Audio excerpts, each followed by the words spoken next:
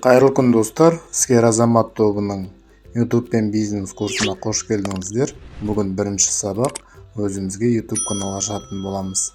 Ол үшін ең алдымен YouTube арнасына кіреміз.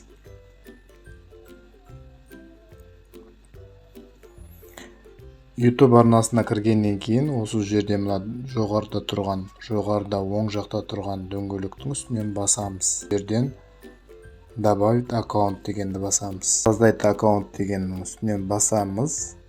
Осы жерден для себя батырманы басамыз. Өзіміздің аты жөнімізді көрсетеміз. Туылған күнімізді көрсетеміз. Және осы жерден немесе әйел екеніңізді таңдайсыз. Екі Gmail ұсынады. YouTube канал ашу үшін ең алдымен Gmail почта ашу керек. Осы ұсынған екеуін біреуін таңдауға болады. Сізге лайықтап таңдағыңыз келетін болса, создать собственный адрес Gmail дегенді басамыз. Осы жерден, мысалы үшін, мен математика сабағына арналған сабақ түсіремін. Міндетті түрде латын әрпімен болу керек. Сондай-ақ нүкте пайдаланасыз. Цифрларды пайдалануыңыз керек.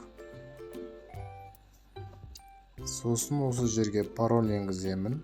Өзіңіз білетін. Номеріңізді жазасыз. Далее деген батырманы басасыз. Осы жерде принимаю деген батырманы басуыңызға қажет. Яғни сіз YouTube-тың барлық шарттарын қабылдаймын деген сөз ол. Тексерістен өткізіп жатыр. Осы жерден біз добавить канал дегенді көретін болсақ, Gmail почтамыз жаңа ғана ашқан. Осы жерде міне жоғары жақта сақталып тұр. Өзіміздің каналымызды көруімізге болады. Жерге өзіңіздің жаңағы Gmail сияқты өзгерткеніңіз жазып қойсаңыз болады. Бір дедім, сохранить деген батырманы басам. И создать канал. Міне бізден YouTube канал ашылды.